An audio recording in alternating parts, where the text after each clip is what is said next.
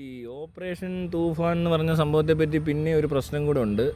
എന്താണെന്ന് ചോദിച്ചു കഴിഞ്ഞാൽ, ഈ ഓപ്പറേഷൻ തൂഫാൻ അവിടെ ഈ മദ്യമില്ലേ, മദ്യം ഏറ്റവും ഡേഞ്ചറസ് സാധനമാണ്. ഈ മദ്യത്തിനൊരു പ്രത്യേകത ഉണ്ടാകുന്നു. മദ്യം ഒരു കുപ്പി മേടിച്ചാൽ വേണേൽ ഒറ്റയടിക്ക് കുടിച്ചു കഴിഞ്ഞാൽ മരിക്കാൻ പറ്റും. കഞ്ചാവ് മേടിച്ച് ഒറ്റയടിക്ക് വലിച്ച് മരിക്കാൻ പറ്റത്തില്ല. മദ്യപാനം ആരോഗ്യത്തിന് ഹാനികരമെന്ന് മാത്രമല്ല, മദ്യം കുടിച്ച് ഒരുപാട് മരിച്ചിട്ടുമുണ്ട്, ഇപ്പോഴും മരിക്കുന്നുണ്ട്. കഞ്ചാവ് അടിച്ചാൽ ആ കഞ്ചാവ് അടിച്ചുകൊണ്ട് മരിക്കാൻ പറ്റത്തില്ല. അതായത് കഞ്ചാവിന് ഓവർ ഡോസ് ഇല്ല എന്ന് മാത്രമല്ല, ഫിസിക്കൽ അഡിക്ഷൻ കുറവാണ്. ഇപ്പം മദ്യത്തിന് ഫിസിക്കൽ അഡിക്ഷൻ ഉണ്ട്, കൈ വിറയ്ക്കും അടിച്ചില്ലെങ്കിൽ. പിന്നെ ഇവരുണ്ടാക്കുന്ന പ്രശ്നങ്ങൾ കാരണം മറ്റുള്ളവർക്കുള്ള ബുദ്ധിമുട്ട് കാൽക്കുലേറ്റ് ചെയ്യുമ്പോൾ അതൊരു 70% ടോക്സിക് ആയ സാധനമാണ്. അതായത് 70% പ്രശ്നങ്ങൾ ഉണ്ടാക്കുന്ന തരം, ഒരു 100-ൽ 70% അടിക്കുന്ന ആൾക്കാർക്ക് പ്രശ്നങ്ങൾ ഉണ്ടാക്കുന്ന ഒരു പ്രത്യേകതരം പാനീയമാണ് ഈ മദ്യം. അപ്പോൾ ഇങ്ങനൊരു സാധനത്തിനെ ഗവൺമെൻറ് എന്താ പറയുക, വളരെ ഈസി ആയിട്ട് വിറ്റുകൊണ്ടിരിക്കുക.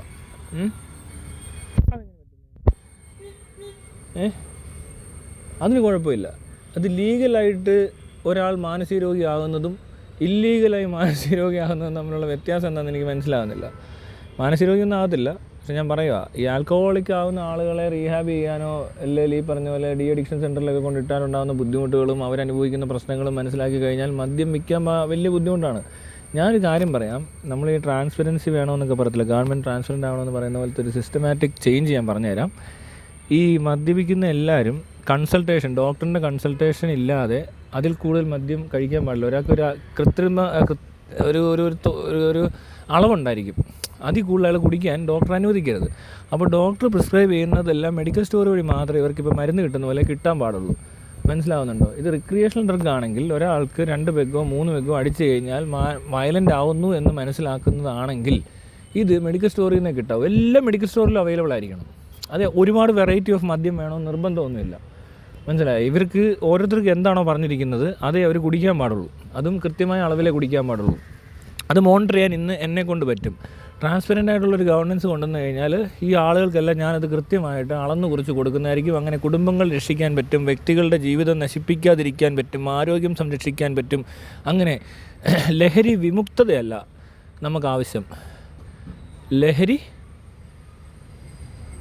വിമുക്തതയല്ല, അതിനെന്താ പറയുക, ലഹരി ഉപയോഗം, മെച്ചപ്പെട്ട ഉപയോഗം. മനസ്സിലായല്ലേ? Controlled use of any kind of what we call drugs or narcotics or dirty business or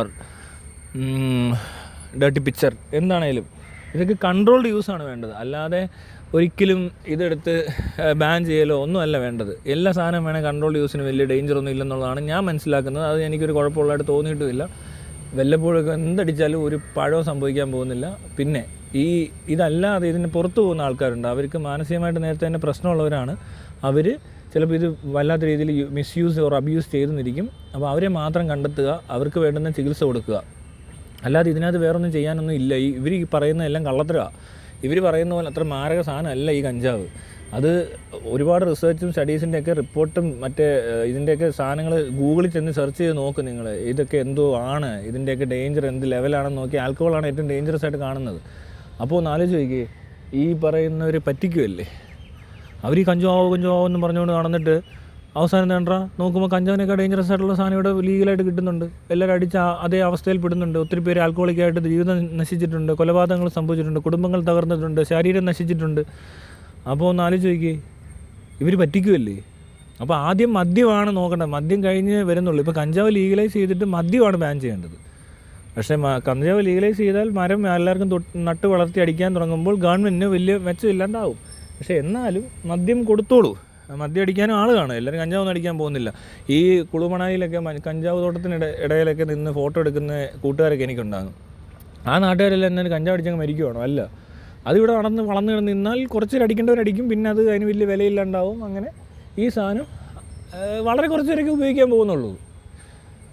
ഇവിടെ ഇപ്പോൾ ഈ കഞ്ചാവ് നട്ട് വളർത്തുന്നു, ഇവിടെ എല്ലാം നട്ട് വളർത്തിയതിന് തുല്യമാണ് എവിടെയും സാധനം കിട്ടുകയെന്ന്. ഇത് എല്ലായിടത്തും അവൈലബിൾ ആണ്. ഇത്രയും കോടികളുടെ കഞ്ചാവ് പിടിച്ചു. ഈ ഒരു തട്ടിപ്പാണ് ഇതൊക്കെ. ഇതിന് വലിയ വിലയില്ല. ഈ കഞ്ചാവിന് എന്താ വില എനിക്കറിയാൻ വേണ്ടി ചോദിക്കുക. ഈ ഗവൺമെൻറ് ഇത് ഇല്ലീഗലാക്കിയില്ലെങ്കിൽ ഇതിന് എന്ത് വിലയെന്ന് നിങ്ങൾ ചിന്തിച്ച് നോക്കുക. അതിന് വാല്യൂ ഇല്ല ശരിക്കും. ഇവർ ചുമ്മാ മനുഷ്യനെ പറ്റിക്കുക. ഈ നാട്ടുകാർ ഇതേപോലത്തെ ഇത് മനുഷ്യരടിക്കുമെന്നറിയാം. അത് കഴിയുമ്പോൾ അത് വെച്ചിട്ട് കാശുണ്ടാക്കാനൊരു വകുപ്പുണ്ടാക്കുക, കേസുകൾ കൂട്ടുക, അത്രേ ഉള്ളൂ. അല്ലാതെ കഞ്ചാവിന് വിലയില്ലാത്തൊരു സാധനമാണ്. ഈ കുപ്പി വരുന്ന മദ്യത്തിനേ വിലയുള്ളൂ. മറ്റേ മദ്യത്തിന് വിലയുണ്ട്. വാറ്റുവാണെങ്കിൽ അവൻ മേടിക്കുന്ന ഫ്രൂട്ട്സിൻ്റെ മറ്റ് സാധനങ്ങളുടെയൊക്കെ വിലയുണ്ട്. ഓക്കെ, പക്ഷേ കഞ്ചാവടിക്ക് എന്ത് വിലയാണ്? ഇതേപോലെ ഇപ്പോൾ ഈ ഇല ഉണ്ട്, ഇതെന്തോ ഇലയാണ്? ഇത് ബദാമിൻ്റെ ഇല. ഇതിൻ്റെ വില എത്രയാണെന്ന് ചോദിച്ചു. പക്ഷേ വേറൊരു കാര്യമുണ്ട്. ഇപ്പം നമ്മളീ പറയുന്ന പോലെ ചീരയ്ക്ക് വിലയുണ്ട്, കിലോയ്ക്ക് ഇത്ര രൂപ എന്ന് പറഞ്ഞ പോലെയാണ്. പക്ഷേ ചീര നമ്മൾ വീട്ടിൽ നട്ട് വളർത്തിയാൽ ആ വില കൊടുക്കണ്ട. അതേപോലത്തെ ഒരു അവസ്ഥയേ ഉള്ളൂ ഈ കഞ്ചാവിനുള്ളത്. മനസ്സിലാകുന്നുണ്ടോ? കഞ്ചാവ് ഇപ്പോൾ വീട്ടിൽ നട്ട് വളർത്തി അതിന് വിലയില്ല. വേണം കടയിൽ പോയി മേടിക്കാം. അത് കുറച്ചുകൂടെ നല്ല കൃഷി ചെയ്യാൻ മടിയുള്ളവർക്ക്, അല്ലെങ്കിൽ അതിനുള്ള ടൈം ഇല്ലാത്തവർക്ക് വേണമെങ്കിൽ കഞ്ചാവ് മെഡിക്കൽ സ്റ്റോറിൽ നിന്ന് മേടിക്കാൻ പരുവത്തിനൊരു സാഹചര്യം ഉണ്ടാക്കി കൊടുത്തു കഴിഞ്ഞാൽ ഇവിടുത്തെ പ്രശ്നങ്ങൾ എല്ലാം പരിഹരിക്കപ്പെടുകയാണ്. ഈ വിലയില്ലാത്ത സാധനം, ഈ ഇലയൊക്കെ ഒന്ന് ആലോചിച്ച് നോക്കി, എന്തോ ഇത്. പക്ഷേ കഞ്ചാവിനെ സംബന്ധിച്ച് ഈ ചീര പോലെയോ ക്യാബേജ് പോലെയോ കോളിഫ്ലവർ പോലെയോ ഒന്നും പ്രൊഡക്ഷൻ്റെ ആവശ്യമില്ല. ഒരു വീട്ടിലൊരു 2 ചെടിയൊക്കെ മതി ഒരാൾക്ക്. ഇനി വീട്ടിലുള്ള അച്ഛനും അമ്മയും പെങ്ങളും വല്യമ്മയൊക്കെ അടിക്കുന്നവരാണ് ചിലപ്പോൾ ഒരു 5 ചെടിയുടെ ആവശ്യം വരും. അല്ലാതെ വലിയൊരു തോട്ടത്തിൻ്റെ ആവശ്യം വരുന്നില്ല. പിന്നെ അഥവാ വലിയ തോട്ടമായിട്ടൊക്കെ വളർത്തുന്ന ഒരു അമിതമായ കഞ്ചാവിൻ്റെ വളർച്ച ഉണ്ടെന്ന് ശ്രദ്ധയിൽപ്പെട്ടാൽ വേണമെങ്കിൽ നമുക്ക് പെട്ടെന്ന് മനസ്സിലാക്കാൻ പറ്റുന്നേ. എല്ലായിടത്തോടെ ഒന്ന് കറങ്ങിയാൽ മതി. ആശാ വർക്കേഴ്സ് റിപ്പോർട്ട് ചെയ്താൽ മാത്രം മതി. അതായത് ഈ വീട്ടിൽ 15 കഞ്ചാവ് ചെടികൾ കാണപ്പെട്ടു, അപ്പോൾ അവിടെ ചെല്ലണം എക്സൈസുകാർ. എന്തിനാണിത്? അപ്പോൾ അവർ പറയും തോരൻ വെക്കാനെന്ന് പറയും. അപ്പോൾ പറയും കേരള തോര എന്ന് പറഞ്ഞ് വണ്ടി കയറ്റുക, എന്നിട്ട് കൊണ്ടുപോയിട്ട് നേരെ സൈക്കാട്രിക് ട്രീറ്റ്മെൻറ്റിന് വിധേയമാക്കുക. അല്ല വേറൊന്നും ചെയ്യാനില്ല.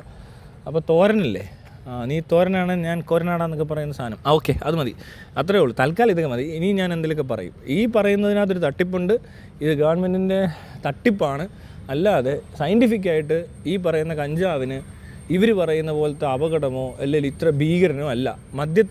മദ്യത്തോളം ഭീകരനല്ല കഞ്ചാവെന്ന ശാസ്ത്രീയമായ പഠനങ്ങൾക്ക് മാത്രം പ്രാധാന്യം കൊടുത്തുകൊണ്ടാണ് ഞാൻ എൻ്റെ വാക്കുകൾ ഇവിടെ നിർത്തുന്നു.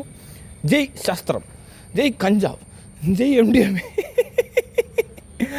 അയ്യോ കൊള്ളാം. എന്നാൽ ഇങ്ങനത്തെ മണ്ടത്തരമൊക്കെ പറഞ്ഞുകൊണ്ട് എത്ര നാളിങ്ങനെ ജീവിക്കുക, ആളുകളെ പറ്റിക്കുക എല്ലാവരും. എന്നിട്ട് കള്ളിപ്പോൾ ഭയങ്കര നോർമലായെന്ന്.